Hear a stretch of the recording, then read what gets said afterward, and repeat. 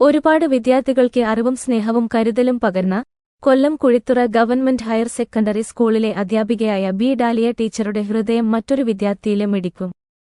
ഹൃദയ സംബന്ധമായ രോഗത്തെ തുടർന്ന് Thiruvananthapuram Sree Chitra Thirunal institute for medical sciences and ടെക്നോളജിയിലെ ചികിത്സയിലുള്ള തൃശൂർ ചാവക്കാട് സ്വദേശിനി 14 വയസ്സുകാരിക്കാണ് ഹൃദയം മാറ്റിവെച്ചത്.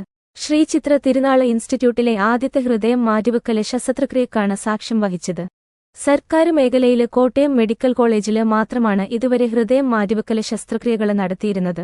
വളരെ വേദനയിലും അവയവങ്ങള് ദാനം ചെയ്യാന് തയ്യാറായ ബന്ധുക്കളെ ആരോഗ്യവകുപ്പ് മന്ത്രി വീണ ജോർജ് ആദരവറിയിച്ചു.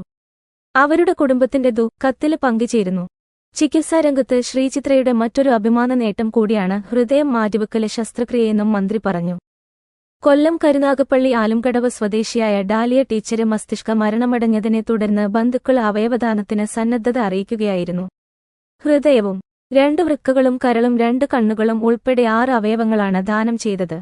സർക്കാരിന്റെ അവയവദാന പദ്ധതിയായ KSOTTO Kerala state organ and tissue transplant ഓർഗനൈസേഷന് വഴിയാണ് അവയവവിന്യാസം നടത്തിയത്. കേരളത്തില് മരണാനന്തര അവയവദാനത്തിന് നേതൃത്വം നൽകുന്ന കേസോട്ടോ നേതൃത്വത്തിലാണ് അവയവ കൈമാറ്റ നടപടിക്രമങ്ങളും സ്വീകർത്താക്കളെ കണ്ടെത്താനുള്ള നടപടികളും കാര്യക്ഷമമായി നടന്നത്. തിരുവനന്തപുരത്തെ സ്വകാര്യ ആശുപത്രിയിൽ നിന്ന് ഇന്ന് രാവിലെ പകൽ 11 മണി കഴിഞ്ഞ് 30 മിനിറ്റിനാണ് അവയവം ശ്രീചിത്രയിലെ എത്തിച്ചത്.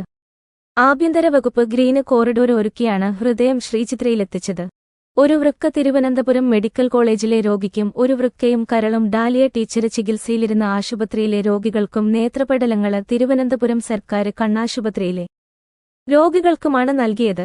ജൂലൈ 19 വെള്ളിയാഴ്ചയാണ് തലച്ചോറിലെ രക്തസ്രാവത്തെ തുടർന്ന് ഡാലിയ ടീച്ചറെ തിരുവനന്തപുരത്തെ സ്വകാര്യ ആശുപത്രിയിൽ പ്രവേശിപ്പിച്ചത്. ഞായറാഴ്ച വൈകിട്ടോടെ മസ്തിഷ്ക മരണം സ്ഥിരീകരിക്കുകയായിരുന്നു. തുടർന്ന് ജലസേചന വകുപ്പിലെ സീനിയർ ക്ലർക്കായ ഭർത്താവ് ജെ ശ്രീകുമാറും മക്കളായ ശ്രീദേവന്, ശ്രീദത്തന് എന്നിവരും ചേർന്ന് അവയവദാനത്തിന് സമ്മതം നൽകി.